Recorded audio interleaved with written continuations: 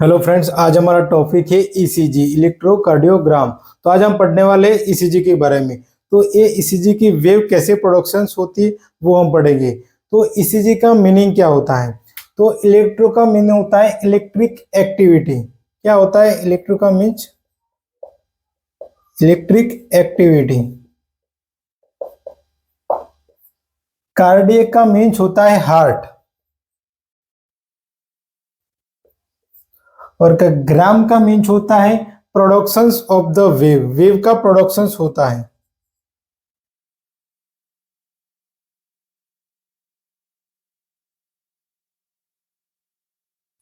तो ईसीजी एक ऐसा प्रोसेस होता है जिसमें हमारे हार्ट में इलेक्ट्रिकल्स एक्टिविटी होती है।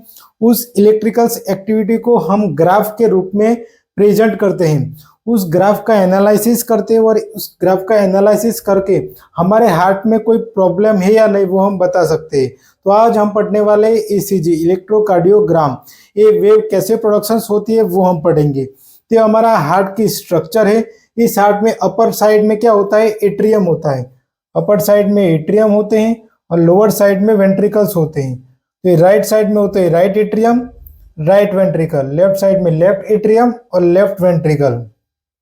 तो हमारे राइट एट्रियम में एक नोड लाइक स्ट्रक्चर होती है। क्या होती है? राइट एट्रियम में एक नोड लाइक स्ट्रक्चर होती है, उसको हम बोलते हैं एसे node, cyano atrial node.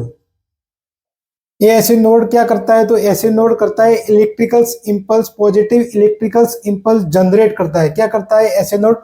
Positive electricals impulse generate करता है और पूरे एट्रियम में इलेक्ट्रिकल्स इंपल्स जाते हैं और एट्रियम का क्या करवाते हैं? कॉन्ट्रैक्शंस करवाते हैं। तो जब भी हमारे ऐसे नोड में से पॉजिटिव इलेक्ट्रिकल्स इंपल्स प्रोडक्शंस होते हैं और एट्रियम का क्या करवाते हैं? कॉन्ट्रैक्शंस करवाते हैं। एट्रियम का क्या करवाते हैं? कॉन्ट्रैक्शंस करवाते हैं। उसको हम सिस्टोल भी बोलते हैं। तो एट्रियम का कॉन्ट्रैक्शंस होना और एट्रियम का सिस्टोल होना, उसको हम बोलते हैं एट्रियल डीपोलराइजेशंस। एट्रियम का क्या हो रहा है? डीपोलराइजेशंस होता है। तो एट्रियल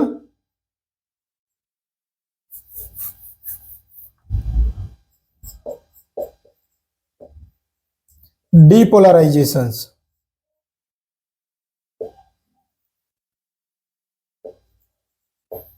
तो एट्रियल डीपोलराइजेशंस क्या होता है? तो हमारे एट्रियम का कॉन्ट्रैक्शंस होना और सिस्टोल होना, उसको हम बोलते हैं एट्रियल डीपोलराइजेशंस।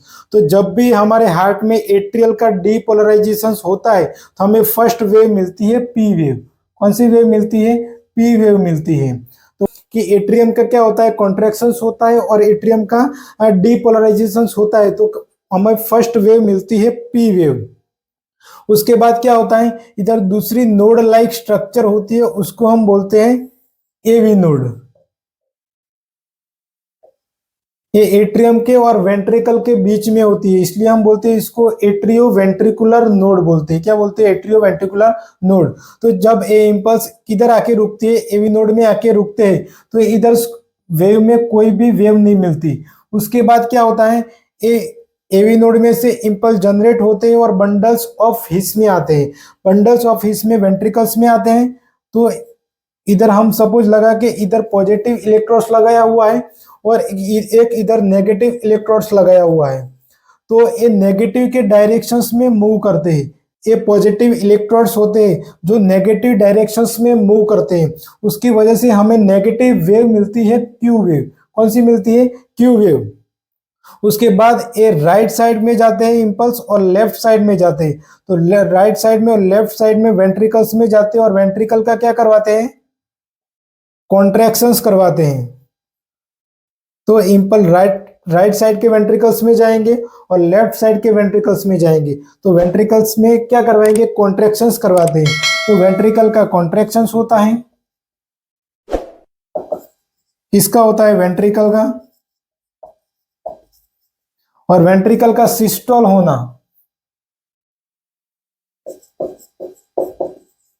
उसको हम क्या बोलते हैं? डीपोलराइजेशन। किसका डीपोलराइजेशन हो रहा है? तो वेंट्रिकल का डीपोलराइजेशन होता है।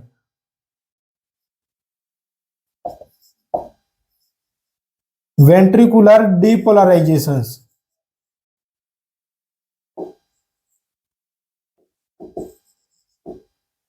तो ये डीपोलराइजेशन क्या होता है? तो ये डीपोलराइजेशन क्या होता है? तो हम क्रिकेट खेलने जाते, तो जब हम क्रिकेट खेलते तो हम क्या होते हैं, डीपोलराइजेशन होते। और क्रिकेट खेलने के बाद हम घर पे वापस आते और रेस्ट करते, तो हम रेस्टिंग पीरियड में क्या होते हैं, रीपोलराइजेशन होते। तो ये मसल्स क्या कर रही है, हार्ट की डीपोलराइजेशन कर रही है। मीन्स मसल्स क्या कर रही है, कॉन्ट्रैक्शन कर रही है। किसका कॉन्ट्रैक्शन हो रहा है? वेंट्रिकल का कॉन्ट्रैक्शन होता है। वेंट्रिकल का कॉन्ट्रैक्शन होना और वेंट्रिकल का सिस्टोल होता है, इसकी वजह से हार्ट से ब्लड बाहर निकलता है। तो इस वेंट्रिकल का कॉन्ट्रैक्शन होना और इस वेंट्रिकल का डीपोलराइजेशन होने की वजह से हमें वेव मिलती है, आर वेव, क्यूआरएस वेव मिलती है। तो क्यूआरएस वेव कैसी मिलती है? हमारे वेंट्रिकल का कॉन्ट्रैक्शन होता है और हमारे वेंट्रिकल का डीपोलराइजेशन होने की वजह से हमें कौन सी वेव मिलती है? क्यूआरएस वेव मिलती है। उसके बाद ये पॉजिटिव इंपल्स पूरे वेंट्रिकल्स में जाते हैं। अब हार्ट का कॉन्ट्रैक्शन होता है, तो हार्ट अब क्या करेगा? रिलैक्सेशन करेगा। तो जब हार्ट का रिलैक्सेशन होता है तो हमें कौन सी वेव मिलती है? टी वेव मिलती है। तो वेंट्रिकल का रिलैक्सेशन होता है, उसको हम डायस्टोल भी बोलते हैं। तो वेंट्रिकल का रिलैक्सेशन होना और वेंट्रिकल का डायस्टोल होना, उसको हम क्या बोलेंगे? Ventricular repolarisation. Ventricular repolarisation.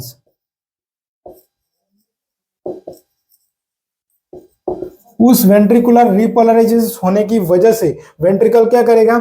Relaxation करेगा। तो वेंट्रिकल रिलैक्स करता है तो हमें कौन सी वेव मिलती है? तो टी वेव मिलती है। कौन सी वेव मिलती है? T wave. तो हमारे हार्ट में कॉन्ट्रैक्शन होने की वजह से और रिलैक्सेशन होने की वजह से एक ग्राफ में हम वेव प्रेजेंट होती है, उसको हम बोलते हैं ईसीजी, इलेक्ट्रोकार्डियोग्राफ। अब हम स्टडी करेंगे वेव के बारे में। तो फर्स्ट वन कौन सी वेव? पॉजिटिव वेव होती है पी वेव। फर्स्ट वेव होती है पी वेव। तो पी वेव कैसे क्रिएटेड होती है? तो पी वेव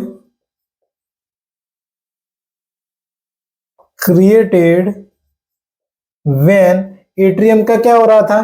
कॉन्ट्रैक्शन हो रहा था। तो एट्रियम का कॉन्ट्रैक्शन होता है तो कौन सी वेव बनती है? तो पी वेव बनती है। तो P wave created when contractions of the atrium.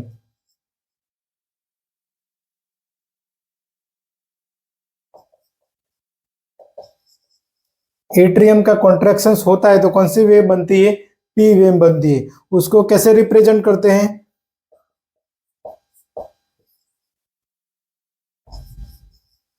It represents atrial depolarizations. Atrial डीपोलराइजेशंस,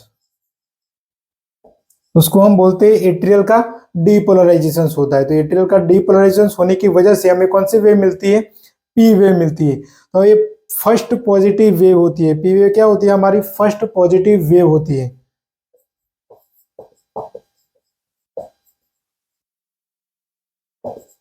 positive wave कौन सी होती है?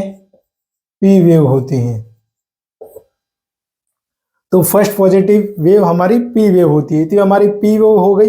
अब हम पढ़ेंगे क्यू आर एस कॉम्प्लेक्स। इसको हम वो क्या बोल सकते हैं? क्यू आर एस कॉम्प्लेक्स भी बोल सकते हैं।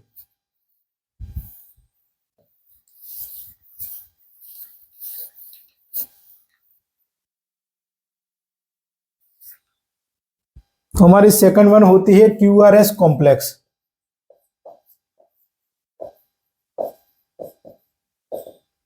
तो क्यूआरएस कॉम्प्लेक्स कैसे बनता है? तो हमारे वेंट्रिकल हो रहे थे, तो वेंट्रिकल का क्या होता है? सिस्टोल होता है। वेंट्रिकुलर का डीपोलराइजेशन होता है, तो क्या होता है? हमारा क्यूआरएस कॉम्प्लेक्स बनता है।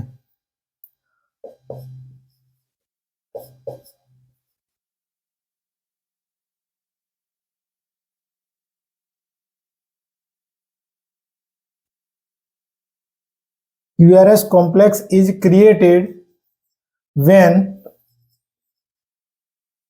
Contractions of the ventricle. Ventricle का क्या हो रहा था? कॉन्ट्रैक्शंस हो रहा था। कॉन्ट्रैक्शंस ऑफ वेंट्रिकल वेंट्रिकल्स का कॉन्ट्रैक्शन हो रहा था तो हमें कौन सी वेव मिलती है, क्यू आर एस वेव मिलती है। उसको हम कैसे वो क्या बोलते हैं, तो इट रिप्रेजेंट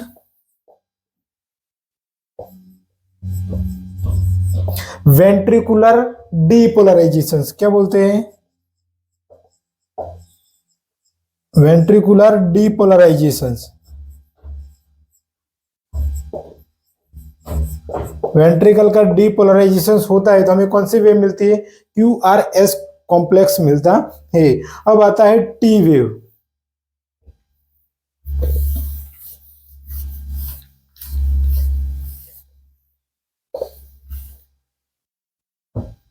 कौन सी आती है, टी वेव।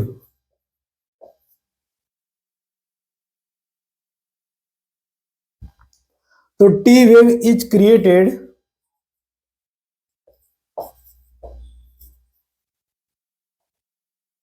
व्हेन वेंट्रिकल का क्या हो रहा था, रिलैक्सेशन हो रहा था। तो रिलैक्सेशन ऑफ द वेंट्रिकल,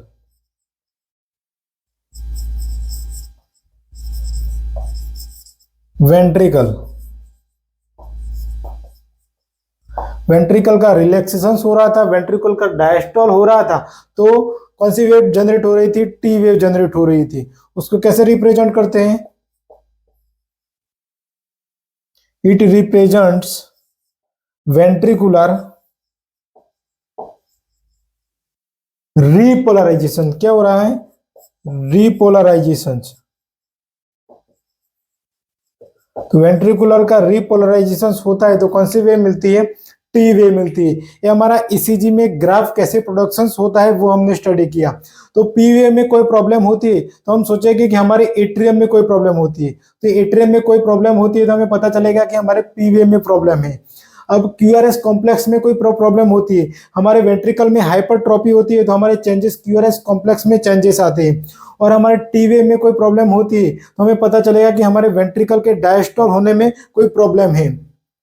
इधर पी पी आर इंटरवल में कोई प्रॉब्लम होता है तो हमें फर्स्ट डिग्री, सेकंड डिग्री और थर्ड डिग्री हार्ट ब्लॉक के बारे में पता चलता है। तो ये हमारा P Q R S T wave. ये हमने पढ़ा हमारे ये नॉर्मल ईसीजी क्या होती है। अब हम आगे डिटेल में पढ़ेंगे एबनॉर्मल ईसीजी के बारे में। ये ईसीजी में कोई चेंजेस आते तो क्या होता है वो हम पढ़ेंगे। तो हमारा नॉर्मल ईसीजी का लेक्चर फिनिश होता है इधर।